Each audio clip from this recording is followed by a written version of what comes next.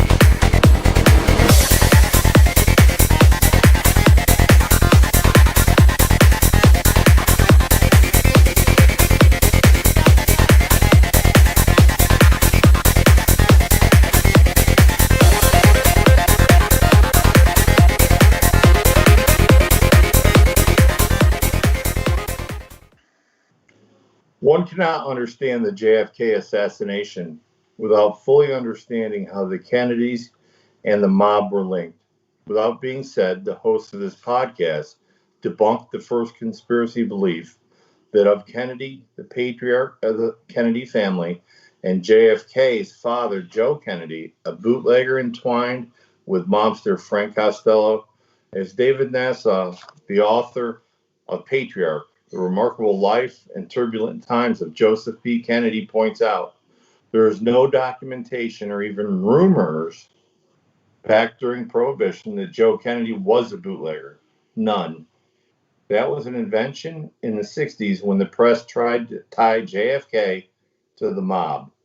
However, he did invest heavily in Scottish distilleries, and being a crafty businessman, rubbing shoulders with all sorts of individuals, it is not unthinkable for Joe Kennedy to at least have had some low-level business dealings with members of the Cosa Nostra. His ex-mafia capo, Michael Francis, empath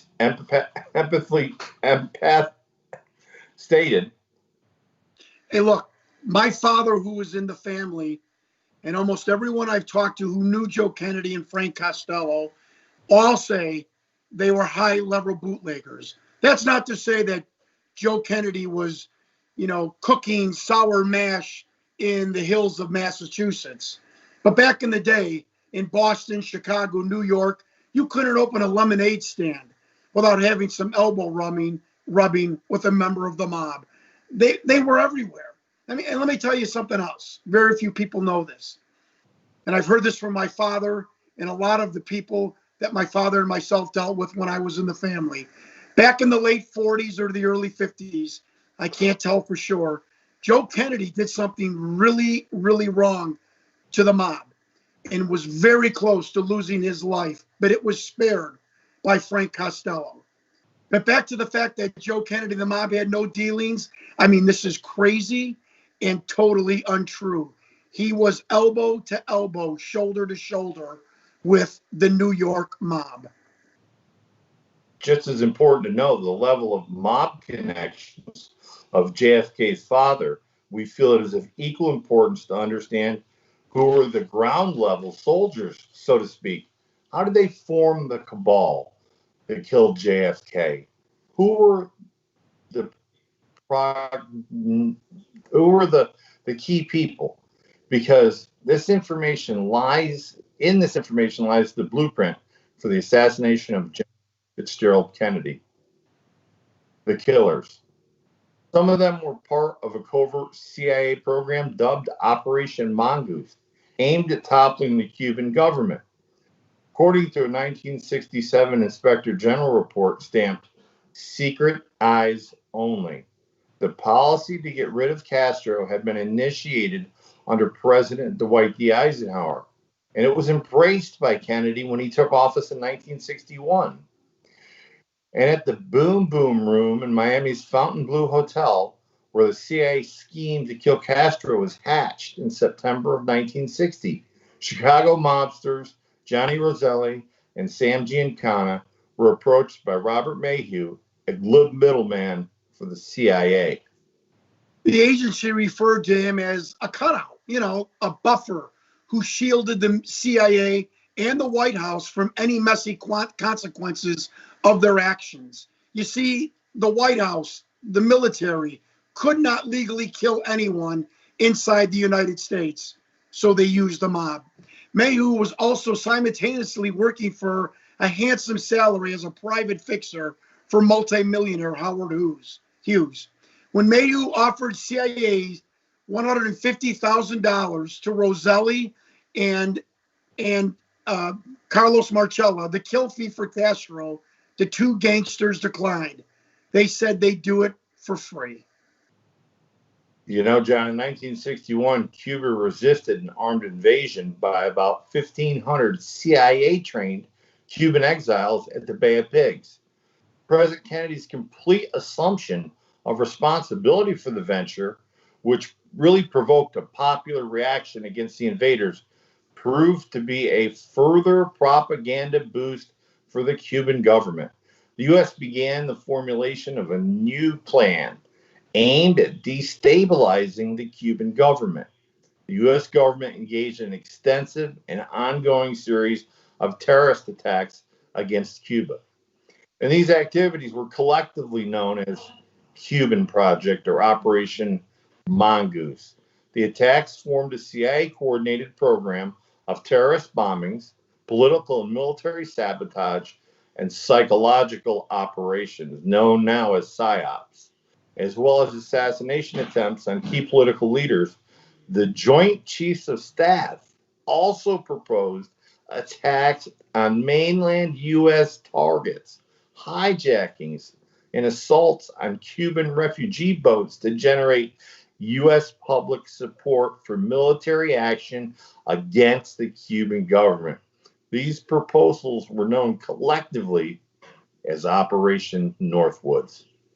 According to the CIA documents, the so-called family jewels that were declassified recently in 2007, in September 1960, Momo Salvatore Giancana, a successor of Al Capone's in the Chicago outfit, and Miami syndicate leader Santo Trafficante, who were both on the FBI's 10 most wanted list at that time, were indirectly contacted by the CIA and none other than Vice President Richard Nixon about the possibility of Fidel Castro's assassination. President Eisenhower called the political assassinations executive actions, is what he called it. And Nixon was the head of organizing and coordinating the operatives.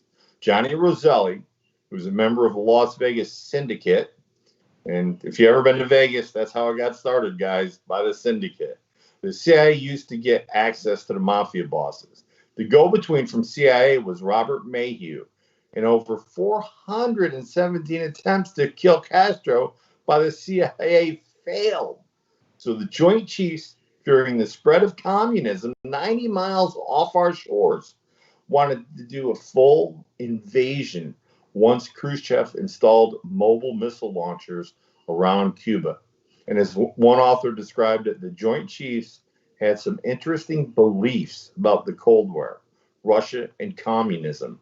After the failed Bay of Pigs invasion of Cuba, where JFK reneged on the support of the ground troops, it was all Ike's idea and Nixon's planning. Nixon himself explains on Watergate tape in the following: this show takes creative historical license. I mean, look, you want to know how the teams that killed Kennedy first got together, or how most of the actors, so to speak, that day knew each other. It was the same guys from what we called, or what Eisenhower called, Track 1 and Track 2. Track 1 was the Bay of Pigs invasion, which Ike agreed to, I coordinated. And Track 2, is Ike's secret program that I also personally ran, where we toppled hostile governments like in Chile, Iran, Guatemala, in the Congo, and political assassinations. Like Mr. Jackson said, I called them executive actions. And of course, the whole Cuba fiasco, all kinds of things like that. Well, Johnny Roselli was our mafia contact that ran the Cuba operation. And that goddamn jackass that everybody knows, E. Howard Hunt, and his Cuban crony, Frank Sturgis, was our contact from CIA. Do these names sound familiar? I mean, what most Americans till to this day simply do not understand, and maybe don't want to understand, is that the CIA doesn't have constitutional authority to kill political opponents. So that's why we use the mob. And they were good at it. And in Cuba, they were all too happy to take out Castro. Why? Because he closed their casinos and threw them off the island. The CIA loved hiring people who had the same interest in a particular person they needed assassinated. And Castro was of interest to the United States, where he was falling into communism, and also interest to the mob, where he threw them off the island and closed the casinos. Well, anyways, when Kennedy found out about Track 2 and that it was my operation, I mean, I wasn't vice president for Ike, he was furious. In 2 days, furious that I didn't tell him about the whole operation. I mean, truthfully, I didn't want him to take credit. I mean, I'm Richard Nixon after all. He called me 3 days after the Bay of Pigs fiasco, said he couldn't believe that I stabbed him in the back like that. Then he called me a 2-bit grocery store clerk from Whittier. It was the last time that I ever saw him alive. So now you understand that people are listening to this tonight. The mafia, the Cuban exiles who lost their friends during the invasion, that was Kennedy's fault, now hated this president. And this Track 2 operation, let me tell you something, it had a life of its own. No oversight, no need for government involvement, just on its own, eating itself, eating others when it doesn't need them anymore. And the U.S. military, they were just disgusted and furious in the way Kennedy handled the Bay of Pigs and, of course, the Cuban Missile Crisis. Let me explain one more thing. You must understand that the United States military brass in the late 50s and early 60s felt that the United States was way ahead in technology in numbers of nuclear missiles, and they felt the U.S. could win a first nuclear strike against Russia. Does this sound crazy? Yeah, maybe it does. But they knew Russia would continue to try and spread communism all over the world if they weren't stopped. And the only way the Joint Chiefs felt that they could win a nuclear war was to do it now, in 1960, not 5 years from now, when they felt Russia would be caught up in quantity and technology of missiles. We could win a nuclear exchange in 1960.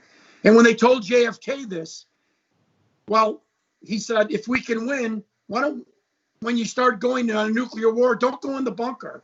If we can win, stay up here in the White House if you're so damn sure. I am telling you that this was the final nail in the coffin as far as the military-industrial complex against JFK. Right now, we will go to break, and we will continue with JFK, the day they killed Camelot. Stay with us.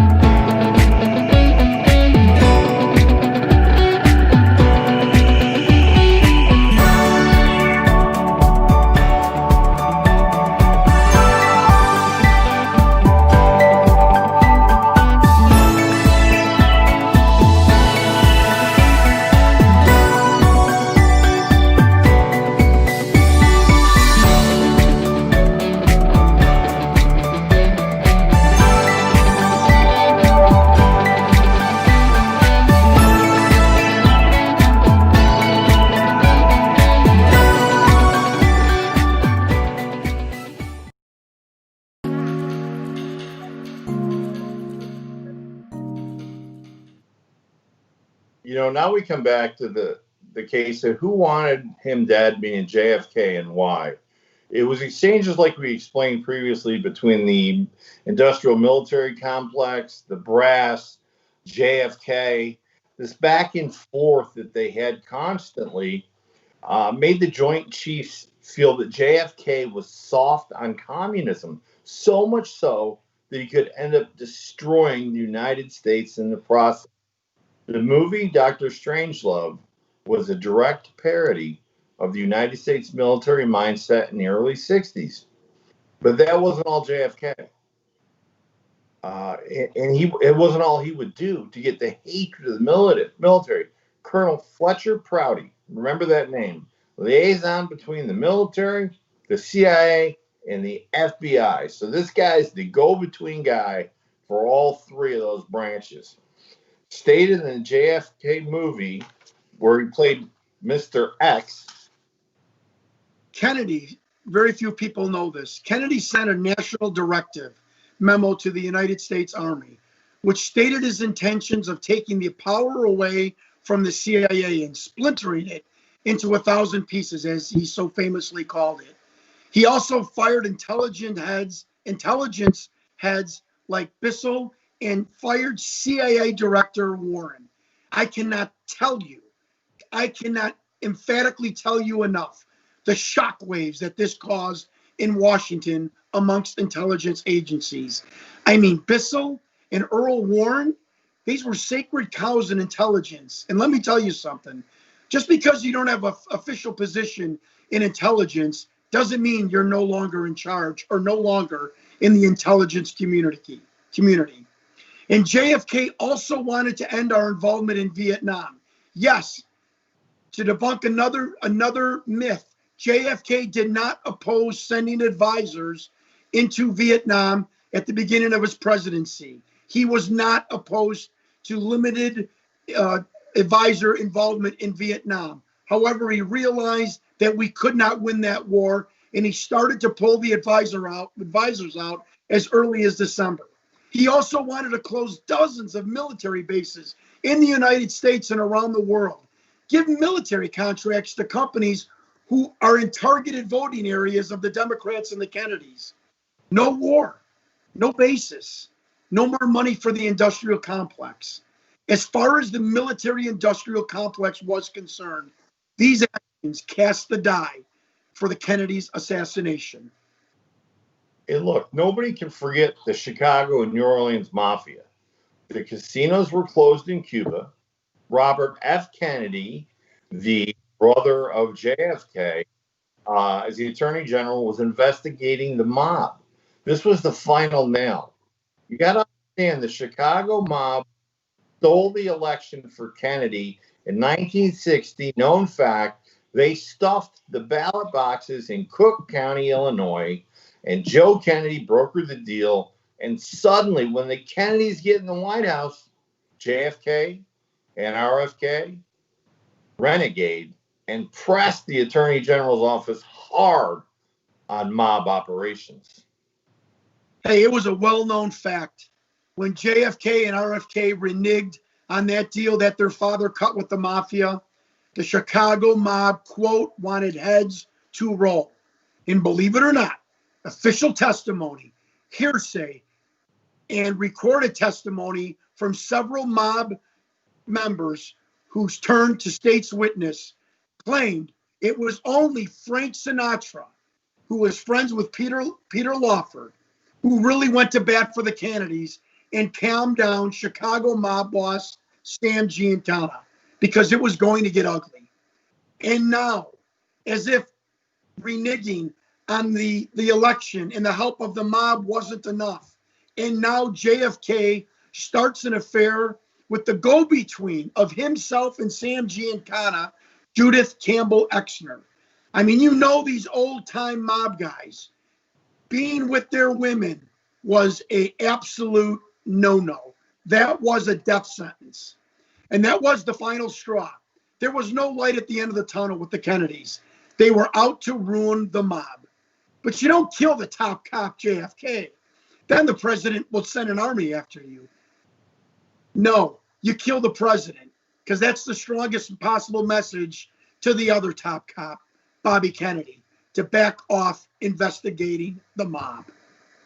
And then in the deathbed confession of E. Howard Hunt, yep, the same E. Howard Hunt from Watergate, Hunt claims that due to LBJ, Lyndon Johnson's political troubles at home, finding out that he was going to be dropped from the 1964 Kennedy ticket and what Hunt called an almost maniacal obsession to become president. LBJ, an incredibly powerful cattle rancher from Texas, had to remove Kennedy before the election, and it had to be done soon. Remember who was the most to benefit from JFK's death? Who? The conspiracy. The following timeline we call the conspiracy. It's been compiled from hundreds of documented sources, mostly from E. Howard Hunt, former CIA officer, Nixon Watergate conspirator, and the James Files. Chicago hitman and the alleged Grassy Knoll shooter, according to Hunt, Lyndon Johnson was the progenitor of the assassination. That was called the big event.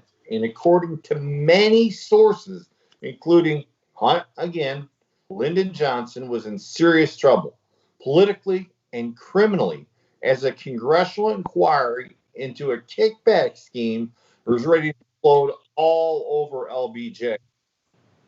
Fearing also that John F. Kennedy was going to drop Lyndon Johnson from the ticket in 64, LBJ had only one option: get Kennedy out of office by any means necessary. When the national press was about to go public with the big LBJ scandal, LBJ started planning for the big event. Look, my name is H. Howard Hunt. I'm making this testimony on my deathbed and to my son, St. John Hunt. Now, I could go off and tell you that I was this important guy for the big event, but I wasn't. I was a bench warmer, so to speak, to the big event. I mean, that's what LBJ called it.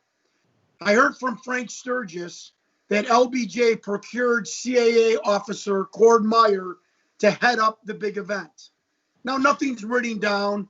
You don't think LBJ has some official meeting with Cord Meyer. This is said in conversation over the wind. No one knows anything for sure except what LBJ and Cord Meyer.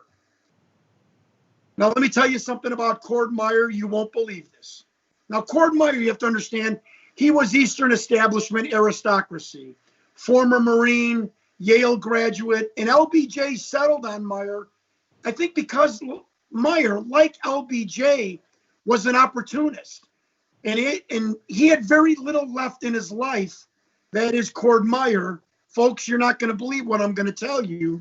But he had very little left in his life after realizing that JFK had taken Cord Meyer's wife as one of his mistresses. I would suggest, knowing all of these actors, that Cord Meyer welcomed the mission to coordinate the killing of JFK. Now, other CIA officers or associates, you can call them, like Frank Sturgis, David Morales, David Atlee Phillips, they stayed in apartment houses around Dallas in preparations to the lead up of the fateful day. They moved around, never in one place for long. I mean, in short, I have to tell you, it was a very mobile experience. And before E. Howard Hunt's deathbed confession in 2005, low-level Chicago Mafia hitman James Files' testimony of the days leading up to the big event also seemed strangely familiar to that of E. Howard Hunt's.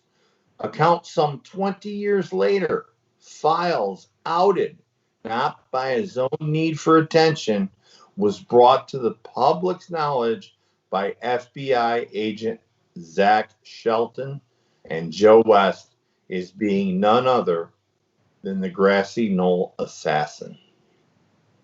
I remember specifically driving to Dallas a week before the hit.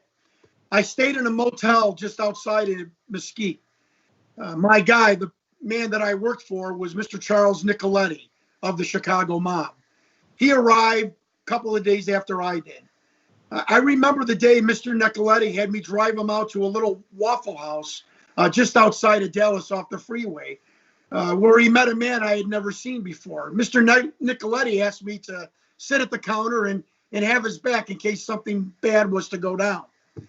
This man walked in who I'd never seen before, like I said, but I later found out was Jack Ruby.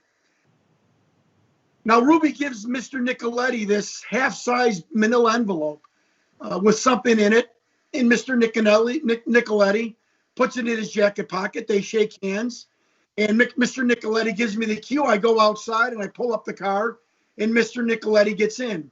As we were on our way back to the motel to drop him off, I saw Mr. Nicoletti look inside the manila envelope. It was little black badges with a badge on top and identification. I knew them right away. They were Secret Service badges. He was going to hand these out to people, to men around Daley Plaza, I assume, as to help with the, keeping people away from anyone that was shooting at the president. The next day, Lee Oswald arrived at my motel room. Now, this is weird. Not weird because I did know Lee Oswald. Him and I used to run guns to Louisiana for the CIA.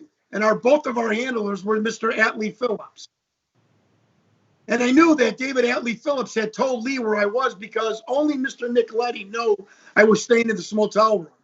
Anyways, Lee took me out to a field by an old junkyard in Arlington where we sighted the rifles in preparation for the hit when JFK came through Daley Plaza. Now, people have asked me, did I know if Lee Harvey Oswald shot JFK also from the 6th floor book depository? I only knew that Lee Harvey Oswald had a job there. There were times where I let Lee Harvey Oswald off in Dallas. I didn't know where he went. I assumed he went to his job during that week. But I'm here to tell you that I'm not going to start giving wild statements. I knew nothing that Lee Harvey Oswald was one of the shooters. I can't tell you this. That day, many, many people saw Lee Harvey Oswald come into work with about a 3.5-foot long paper bag that he said were curtain rods. Now, he was living in a rooming house. I don't know, was he decorating? You can be the only judge for that. I just want to say one thing, that we had a mutual handler who was an agent with the CIA, and his name was David Atlee Phillips. Let's talk for a little bit about Lee Harvey Oswald. Believe it or not, there's a 1960 FBI memo from J. Edgar Hoover, head of the FBI, himself inquiring about Lee Oswald being on the FBI payroll and spying on none other than the CIA. Yes, 1960, Oswald's closest friend in Dallas worked at a garage where Oswald hung out. He later stated that men in suits he knew to be from the FBI would stop by and exchange envelopes with Oswald. If you don't believe Oswald's friend James Files or E. Howard Hunt, how about this woman, Delphine Roberts, a secretary for one of the Cuban exile training camps run by the CIA in Louisiana, told the Warren Commission, who investigated the Kennedy assassination, told him that Oswald was one of the arrest trainees at the camp when the FBI, under JFK's demand, raided and closed the camp. Now, how could a lowly book depot clerk be in CIA training facility and on a memo from the FBI director? How? Why? Sophia Lorenz, a Latin American spy, assassin, and partner of Frank Sturgis, also claims this of Oswald. Oswald was there the day in Dallas, 3 or 4 days before the assassination, when Howard Hunt walked into a motel room that I was at with Frank Sturgis and started passing out maps and money. I told Frank, is this about JFK? And Frank Sturgis said, of course. I said, I'm not participating in this operation. And I promptly flew back to Miami. But I'm here to tell you, Oswald was in that room. I think he was CIA, but I also think he was maybe FBI. I'm not sure. What I am sure is he was there. I think Frank even told me that at one time Oswald was getting $200 a month from the CIA. Roll forward November 22nd, 1963. The following is taken directly from the Grassy Knoll shooter James Files. The morning of the assassination, Johnny Roselli and myself, we had a brand new 1963 two-door maroon Chevrolet. We went out and got Chuck Nicoletti. Now this is interesting. Chuck Nicoletti, we went out and got Johnny Roselli. This is interesting. We got somebody who was one of the head members of the Chicago mob. We picked him up from the airport. He came in on a MATS transport. And what MATS was Military Air Transport Service. One of the heads of the Chicago mob was flown to Dallas the morning of the assassination on an official government airplane. I don't know what that tells you. I know where it tells me, and I know where my boss, Mr. Nicoletti and Mr. Roselli, not only from Sam Giancana got their orders, but I also know another place where they got their orders. Well, anyways, we went into Daily Plaza. Now, you have to know something about Mr. Nicoletti. He never really asked for my opinion as he was going to take it as verbatim. Chuck would ask me things just as a sounding board. You know, if you're in an office, you're going to talk about things, get somebody's opinion, and just to see what I would think compared to what he was thinking. I had already realized, and he told me that a man from the government named Eugene, very few people know this, set them up, him and Roselli, in a room in the Deltex building. This is where they would go on and shoot at JFK from behind the motorcade at the Deltex building. So Chucky Nicoletti asked me, he says, Jimmy, where would you be if I asked you to back me up on this thing? And of course, I had surveilled Daily Plaza because we knew that only one route change was going to be happen. And that's another thing a lot of people don't realize. The route wasn't changed dramatically. It was just one simple change, the left turn on Elm. And that wasn't really conspiracy. The left turn on Elm, they made it because that's the way to get on the Simmons Freeway to go to the next event, the luncheon for JFK and his wife.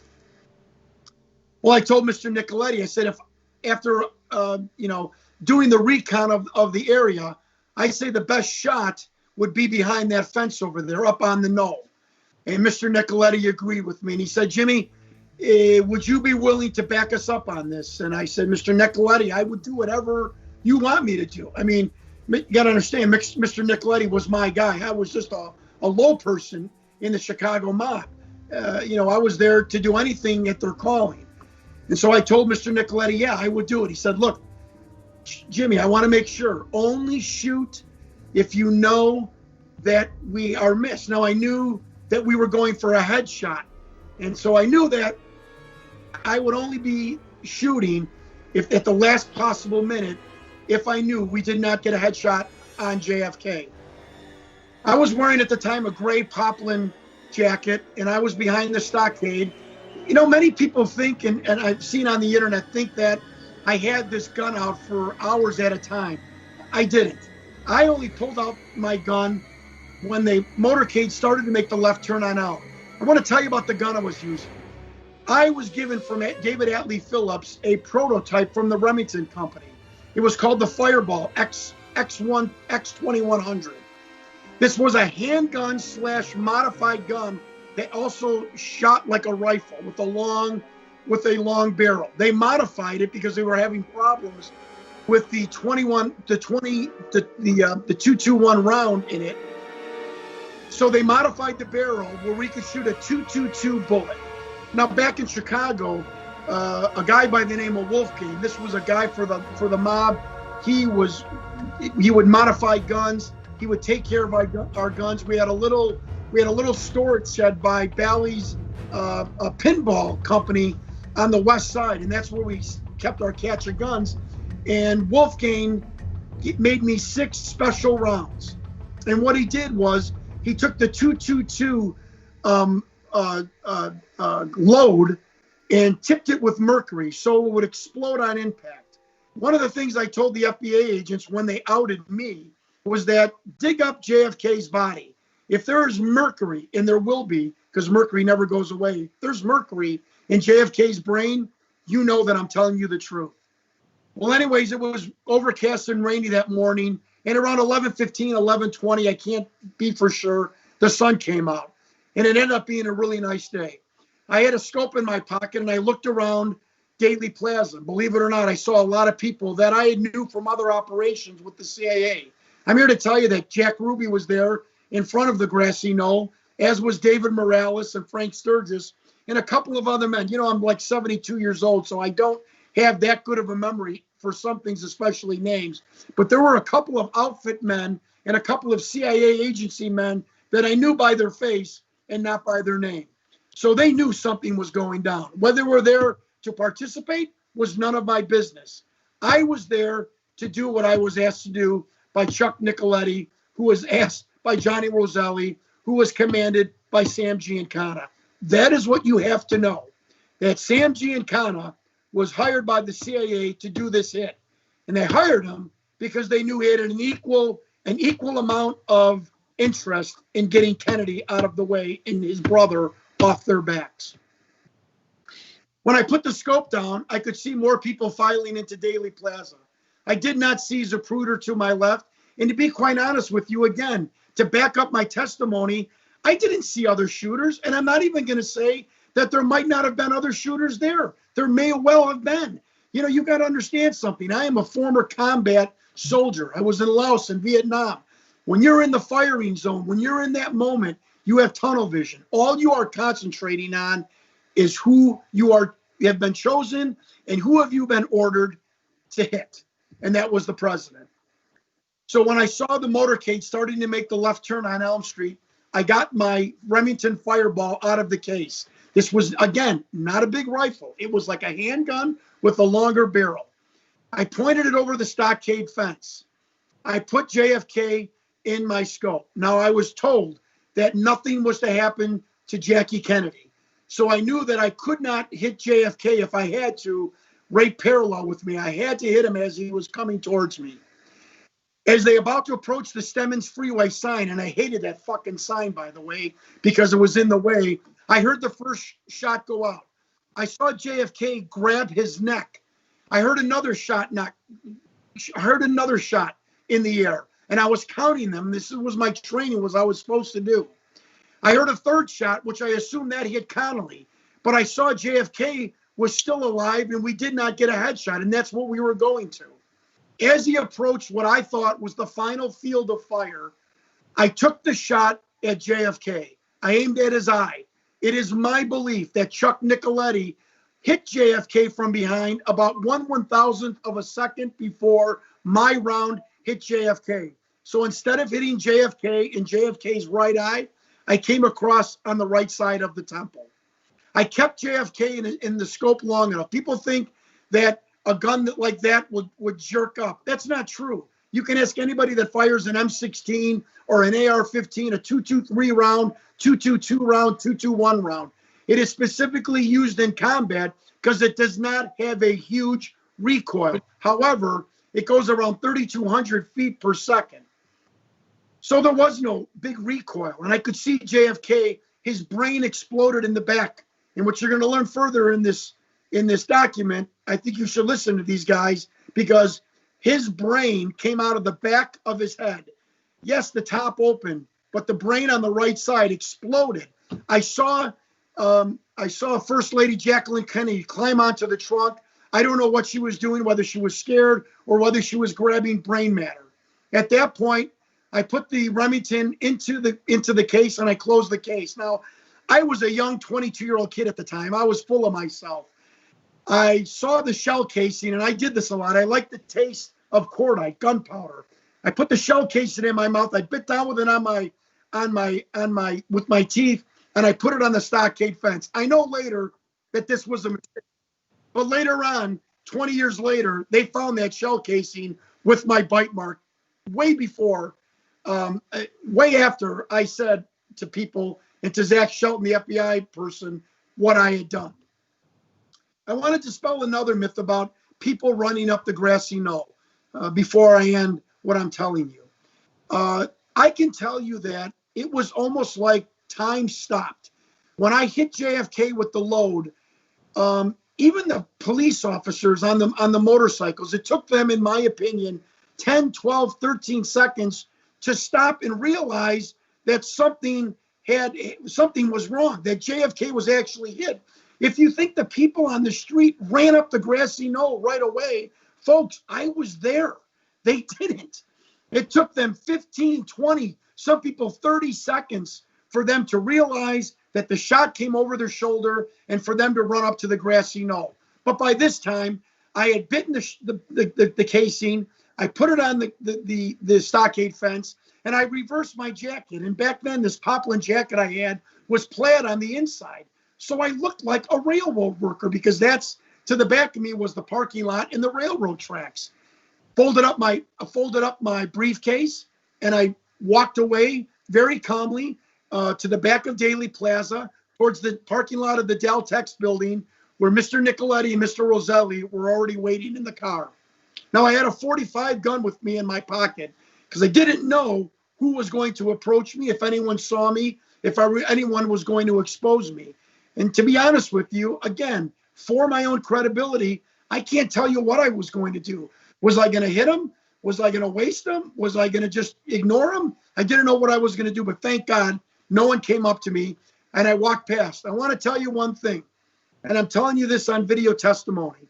When I walked past the book depository, George Bush, yes, your president, George Bush's father, George W. Bush, who was one of my handlers in Operation 40, which was a group of exiles coordinated in Texas for Cuban assassinations and Cuban sabotage. I walked by him, I looked at him, he looked at me. I know it's hard to understand, but I am telling you what the deal was. George Bush was there. He was also a person that I was familiar with. He was with the agency, and later called that day and said, "This is George Bush of Zapata Oil. I just want to let you know, I thought there was a plot in Houston to kill JFK also." I mean, why would you do that? Many people put George Bush at the scene. My name is James Files. I was there. George Bush was there. That's all I'm going to say about that, because I can't tell you anymore, because I really don't know anymore. But he was there. When I got into the car with Mr. Roselli and Mr. Nicoletti, I dropped Mr. Nicoletti and Roselli off at a gas station about 2 miles away. I had cased the place. I knew what traffic lights were doing. I don't know where Mr. Nicoletti and Roselli went. I went back to my motel room, calmly went inside. I took paraffin wax. I put it on my arm and cheek, because I knew that the gunpowder residue would be on there. I peeled it off. I took a hot shower. When dusk came, I put the guns that we had from Nicoletti and myself into the back of the car.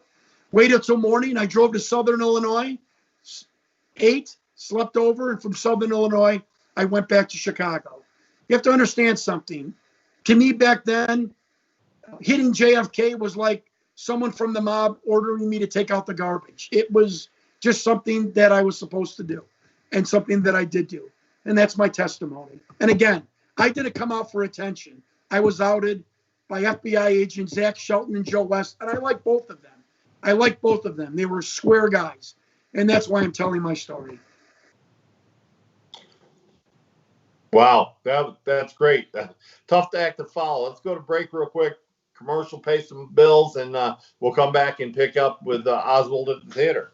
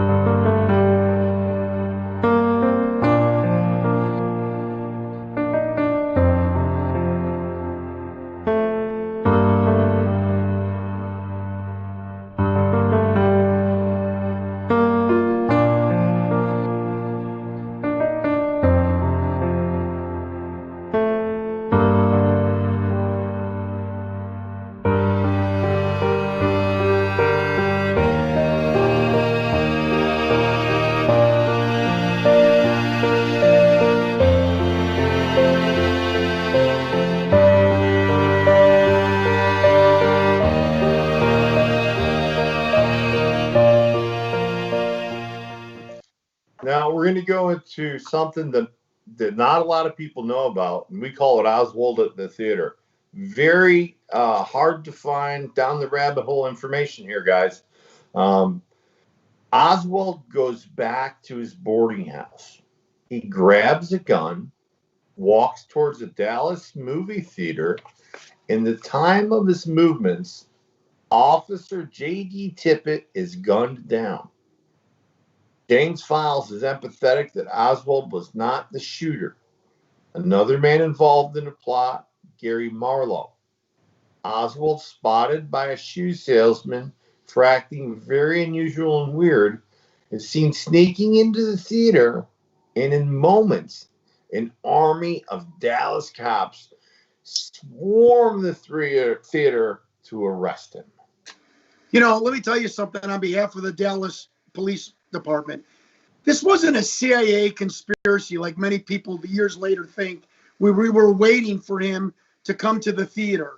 We were told over our police microphones that a suspect that matched the description of the shooter of the Dallas police officer, J.D. Tippit, is thought to have snuck in to the Dallas theater.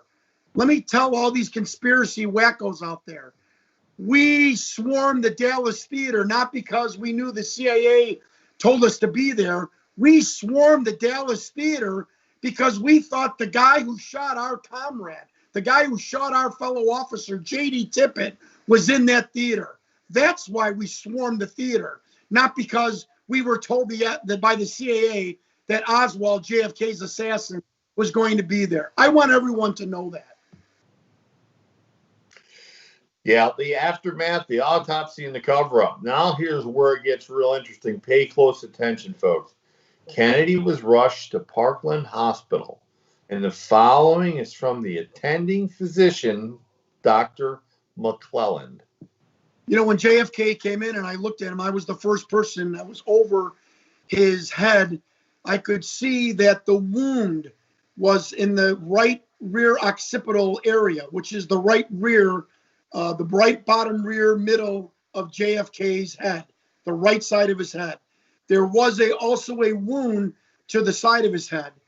Now, when I was shown the pictures years later, I never saw the wound in the back of his head.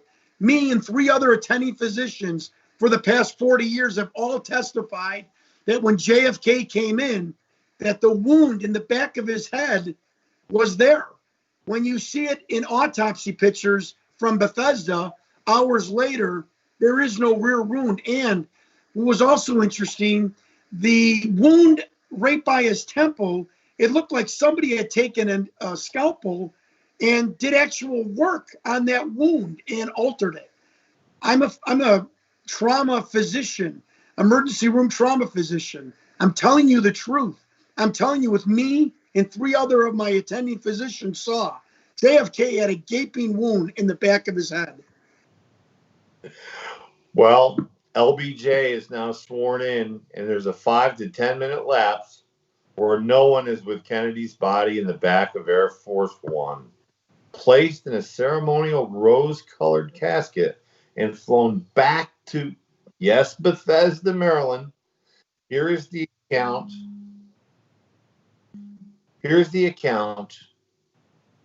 of the Naval Morgue technician James Curtis Jenkins. And listen close. When JFK came in and the Secret Service brought JFK in, I can tell you emphatically, he was in one of those cheap off-silver military coffins, you know, like they would send a soldier over back from Vietnam. I had heard years later that he was initially in a rose reddish colored ceremonial coffin from the funeral parlor. But I'm here to tell you that I was the first person on the scene in Bethesda. I, along with another mortician technician, took JFK's body that was in a body bag out of a cheap metal, silver metal casket. And I want to dispel another myth or rumor about the brain missing. Yes, there was some brain material that they had at Parkland Hospital. But folks, I'm here to tell you that when we took JFK out of the body bag and placed him on the table for an autopsy, a couple of pieces of brain material fell out of his head, but brain missing. Folks, I'm here to tell you there was no brain to be missing. There was no brain inside his head when we got his corpse at Bethesda Naval Hospital.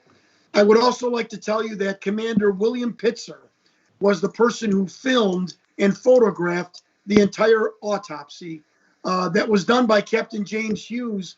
And I thought that was odd, too, that they had Captain James Hughes do it. I mean, they had time to get the president's been shot. It's going to take 3 hours to get back to Washington. Wouldn't you have arranged the top forensic trauma pathologist to do the autopsy? They didn't. Captain James Hughes did it.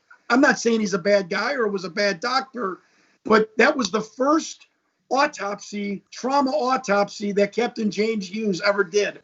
Why would you do that for the president? That, and years later, when I thought about it, never made sense to me.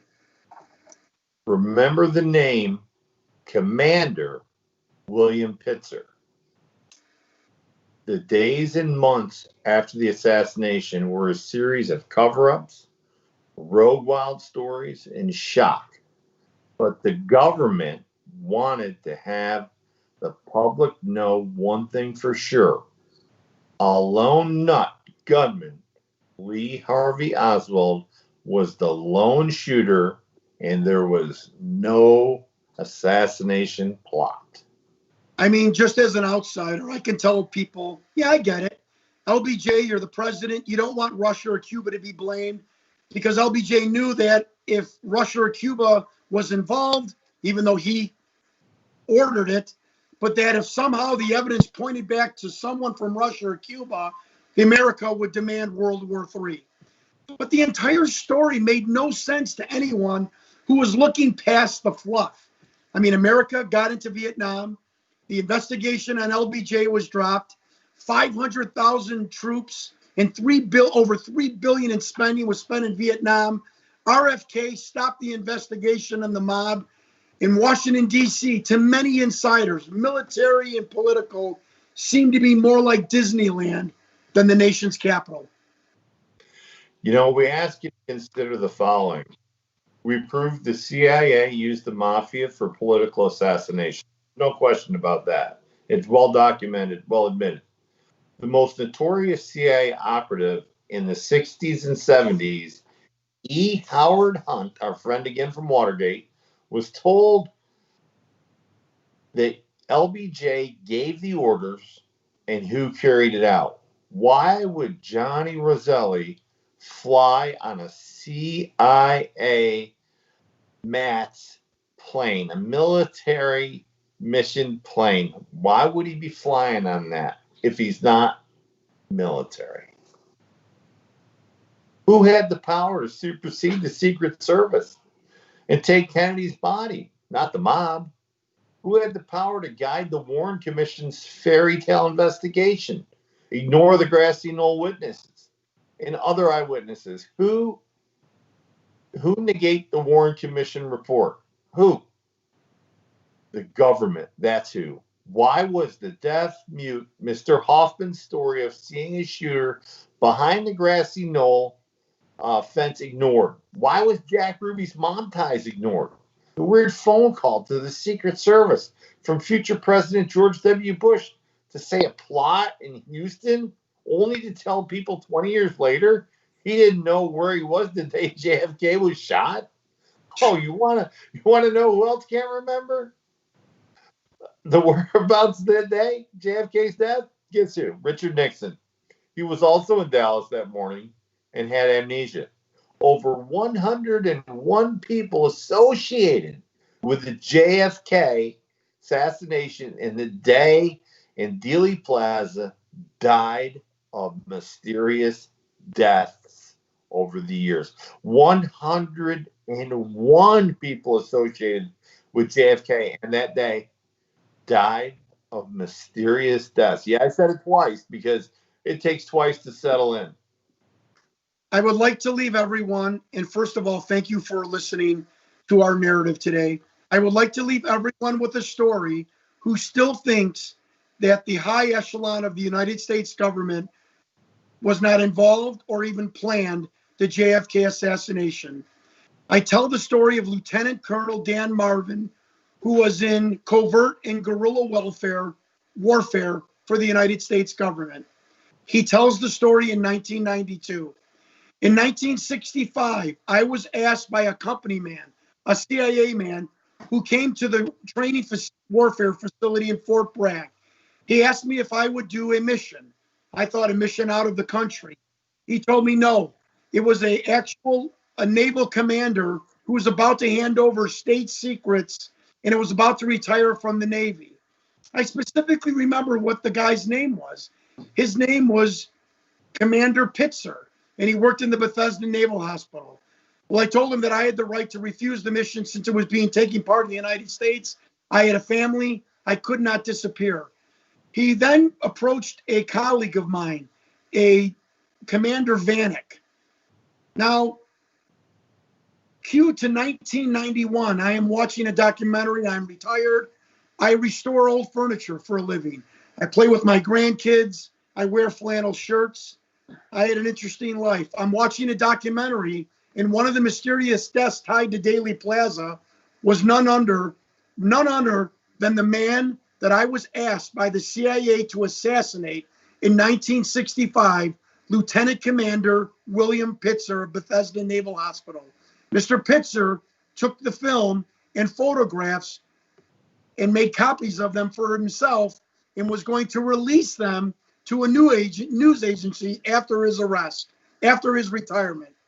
I knew then that the United States government, on some level, in some way, was associated, planned, or facilitated the assassination of JFK on November 27, 1963.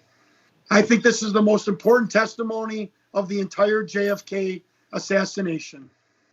We thank you for your listening to us, for giving us this platform.